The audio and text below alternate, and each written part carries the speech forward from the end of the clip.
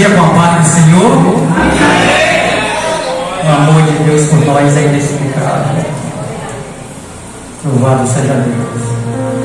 Quero compartilhar com a igreja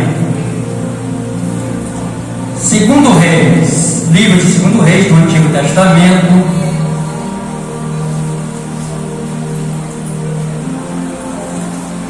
Quero já avisar, antes que eu esqueça, sobre a aula de amanhã à noite. Amanhã não haverá aula da escola bíblica, ok?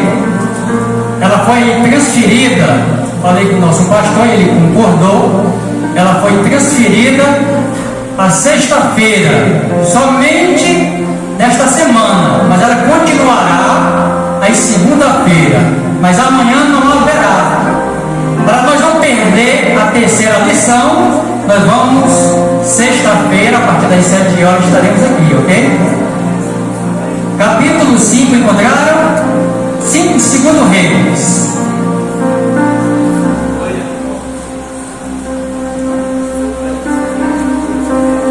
São 7:19.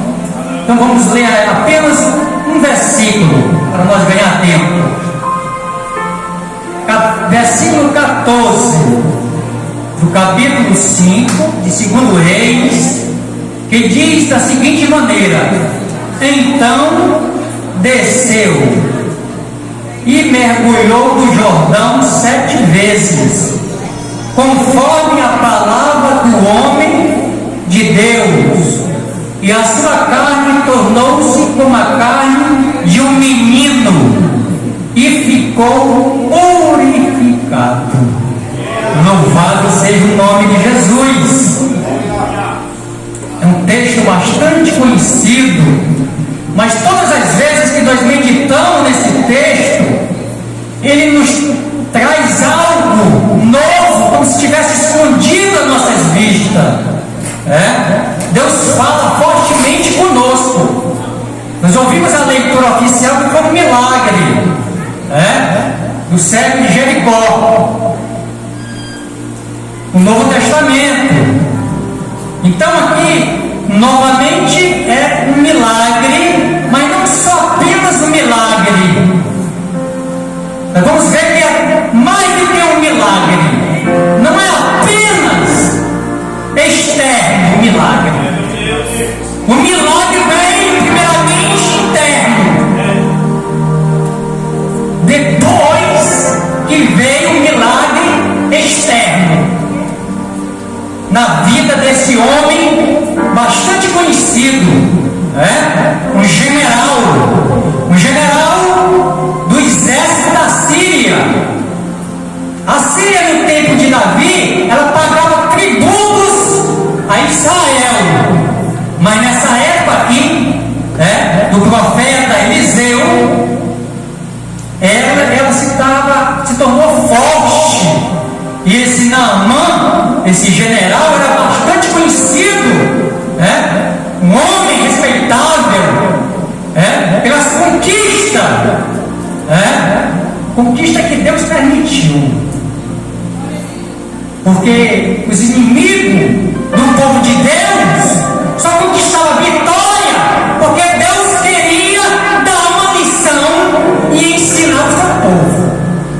Muitas vezes pelo despertamento, muitas vezes pelo pecado, era assim que acontecia, para despertar o povo, levar o povo a retornar para o caminho de Deus.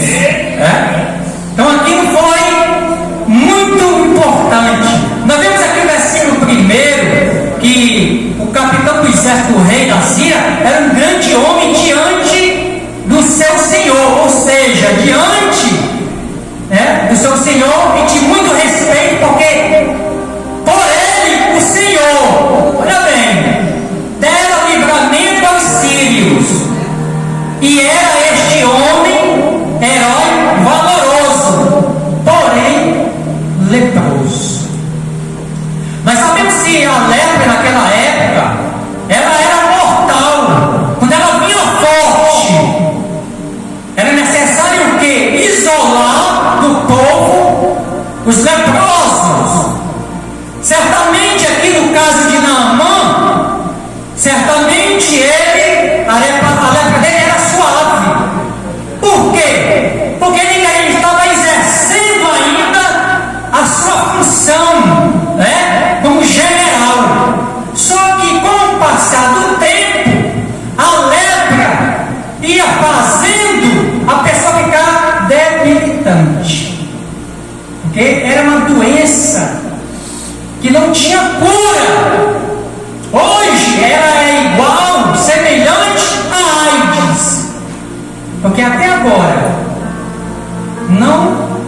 encontraram a cura para a AIDS. Então, naquela época, certamente Naamã, pelo recurso que ele tinha, ele procurou, né, a cura. Imagine, né? Imagine como é que estava o psicológico dele. Aparentemente, diante de muitos que não conheciam, ele estava saudável. Mas, quando ele tirava a armadura em sua casa, que olhava para o corpo, imagine como é que ele ficava. Imagine a angústia em sua alma. Porque uma enfermidade, ela traz angústia. Se é uma coisa que traz angústia para a nossa alma, é algo na área da saúde, é algo na área do matrimônio, é na área do financeiro. Tudo isso traz angústia à nossa alma. Então nós vimos aqui, no versículo 2, que saíram tropas da Síria, da terra de Israel, e levaram presa uma menina que ficou ao serviço da mulher de Naamã. Ou seja, uma menina que quem sabe o nome, que foi arrancado do meio da sua família e foi levada cativa. Mas Deus permitiu isso? Por que Deus permitiu isso? Deus tinha um propósito maior, irmão.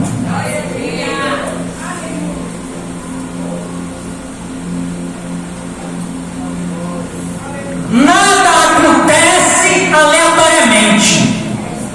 Aquela menina, que nós não sabemos o nome, ela era, naquela residência, uma menina que estava numa situação que a nossa vista faz uma escrava, mas ela estava livre. A alma dela estava livre. E ela tinha fé, porque ela era uma serva de Deus. Ela tinha uma missão. E qual era a missão? Mesmo cativa, a missão de evangelizar. E ela tinha amor ao próximo, porque ela via o general, né? Ela sabia a situação do general. Então o que ela fez?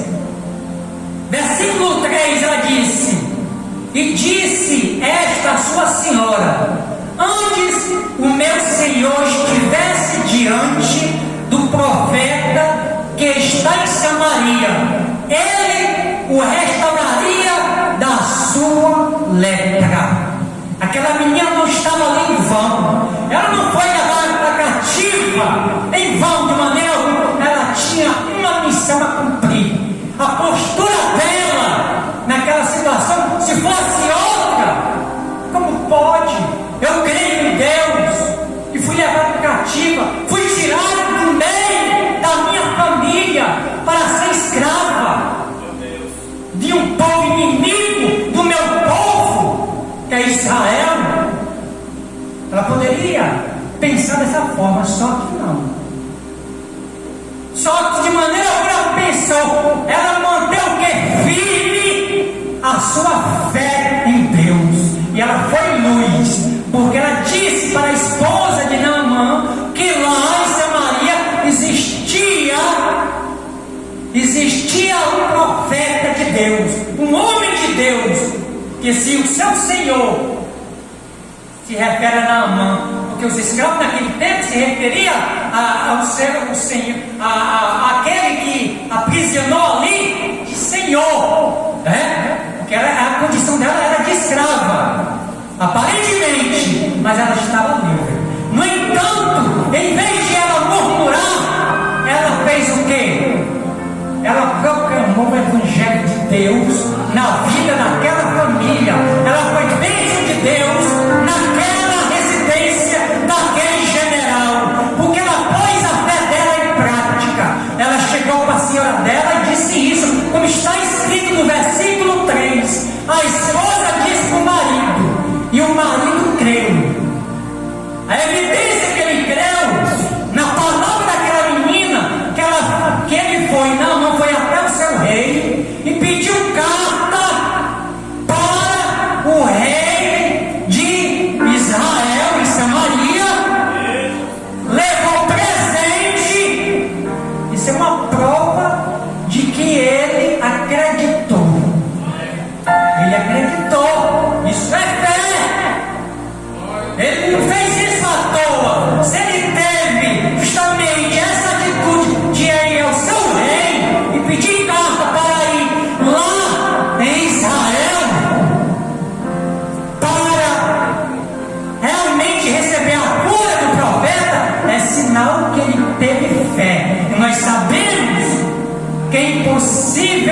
agradar a Deus em fé.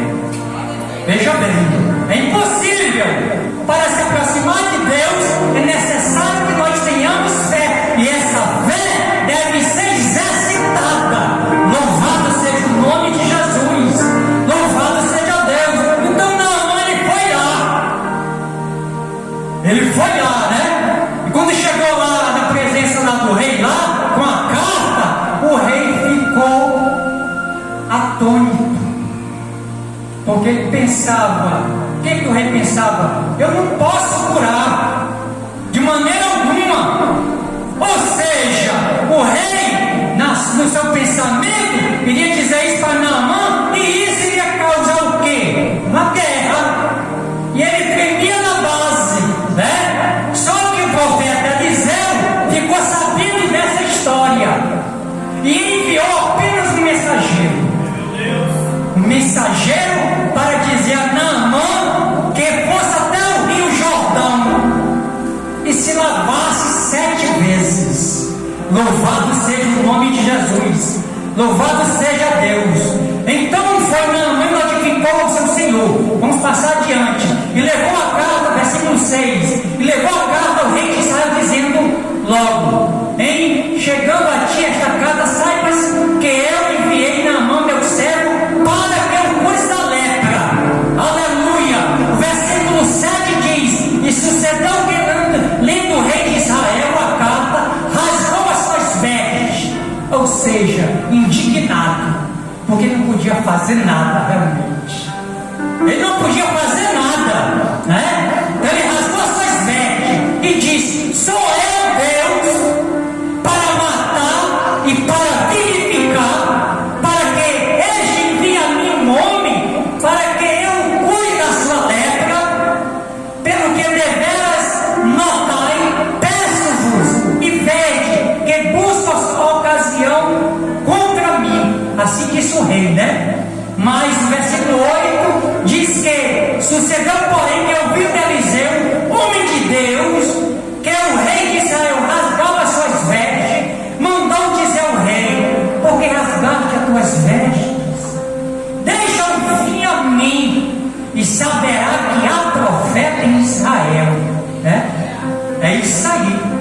É dessa forma, né? O versículo 9 diz o seguinte: veio, pois, Naamã com seus cavalos e com seu carro, e parou à porta da casa de Eliseu. Ele imaginou, na sua perspectiva, Naamã, que chegando lá, o profeta ia sair fora, iria colocar as mãos justamente sobre a lepra e ali seria curado. É assim nós temos perspectiva, né? Quando nós estamos precisando de um milagre na nossa vida, nós precisamos de um jeito.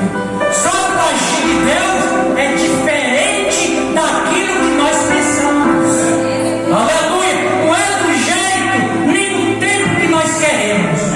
É no tempo de Deus e dentro da vontade de Deus, quando Ele quer, da maneira que Ele quer, porque Ele é Deus. Aleluia, né? Então o versículo 10 vai dizer: então Eliseu lhe mandou mensageiro dizendo: vai e lava-te 7 vezes no Jordão, e a tua carne será curada e ficarás purificado. Olha, o rio Jordão era umas águas, barrentas. Não era uma água pura. Olha o milagre.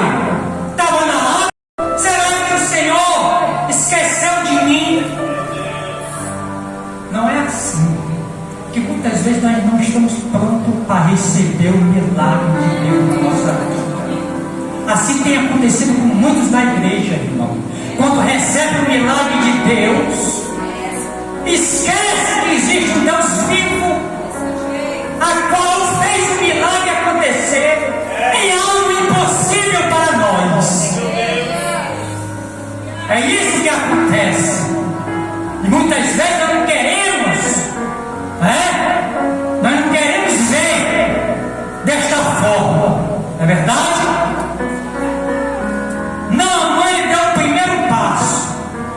primeiro passo foi crer, ou seja, ele teve fé no que aquela menina disse, que havia profeta de Deus em Samaria.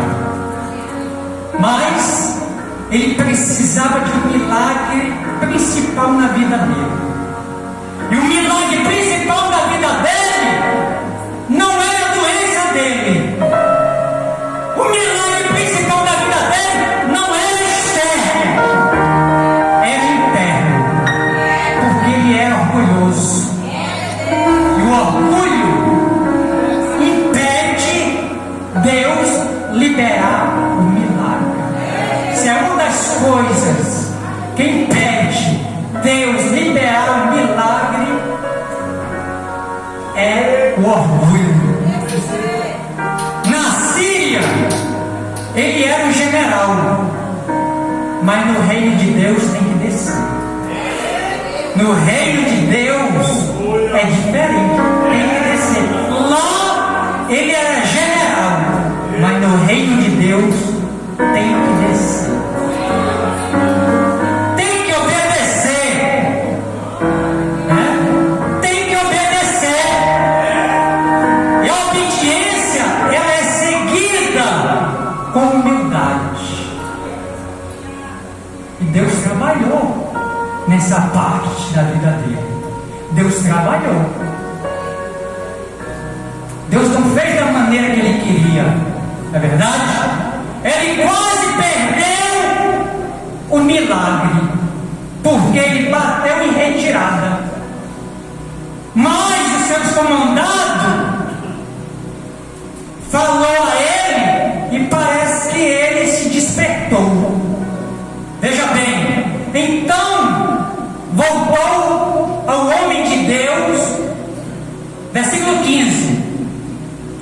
Ele e toda a sua comitiva, e chegando pois diante dele disse: eis que agora sei que em toda a terra, não, é o 14, é o 13. Então chegaram a ele seus servos e lhe falaram e disseram: meu pai, se o profeta te disse alguma grande coisa, porventura não a farias? Quanto mais dizeste ele: lava-te e ficarás purificado. Olha só, muitas vezes alguém fala para nós, Deus usa alguém para nos despertar. Foi isso que aconteceu. Deus usou o seu subordinado para despertá-lo, porque fé ele já tinha. Ele deu o primeiro passo, mas ele precisava do segundo passo, que era obedecer. Fé, obediência e humildade. Essas coisas são muito importantes na caminhada cristã. Essas coisas são muito importantes para quem quer milagre de Deus na nossa vida. Irmãos, muitos precisam de milagre. Vocês precisam de um milagre. Eu preciso de um milagre. Enquanto nós vivermos aqui neste mundo, nós vamos sempre precisar do milagre de Deus em nossa vida. Aleluia! Sempre vamos precisar do milagre de Deus na nossa vida. Não é só agora, não é só hoje, enquanto nós vivemos. E nessa caminhada, Deus vai trabalhando no nosso interior, tirando a nossa soberba, tirando o nosso orgulho. Tudo isso impede de receber as bênçãos de Deus. Aleluia! Louvado seja o nome do Senhor, irmão. Ele desceu e sua carne ficou limpa da lepra. Irmão? Se na sociedade há desigualdade no tratamento das pessoas sociais diferentes, no reino de Deus não é assim. Deus não faz acepção de pessoas, mas uma coisa ele requer de todos. Primeiro a fé, obediência, humildade, a pessoa saber a sua condição diante de Deus. O que é um homem diante de Deus? O que nós somos diante de Deus? Nós somos merecedores do favor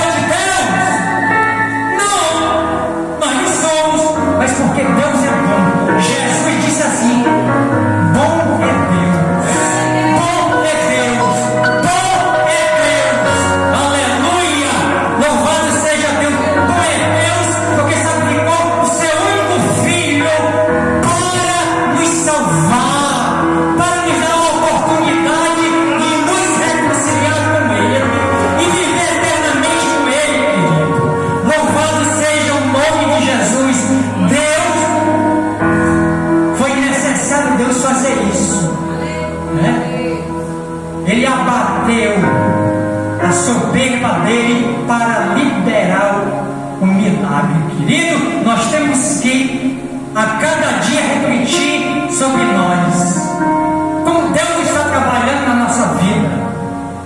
Eu tenho permitido a obra do Espírito Santo na nossa vida, que quem faz essa obra na nossa vida da regeneração é o Espírito de Deus, é o trabalhar de Deus é dessa forma. Ai de nós se nós não estivéssemos justamente o Espírito Santo para trabalhar em nossa vida, o que seria de nós, irmão? Estaríamos totalmente perdidos, perdido.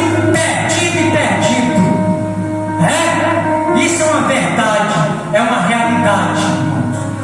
Nós fomos bem diretos. Isso nos ensina muito essa passagem, irmão, de Naamã. Isso se parece tanto conosco. E como se parece? Como se parece, Deus? Mas Deus nos ama, como o nosso pastor falou. Deus nos ama verdadeiramente, né? A sua graça e a sua misericórdia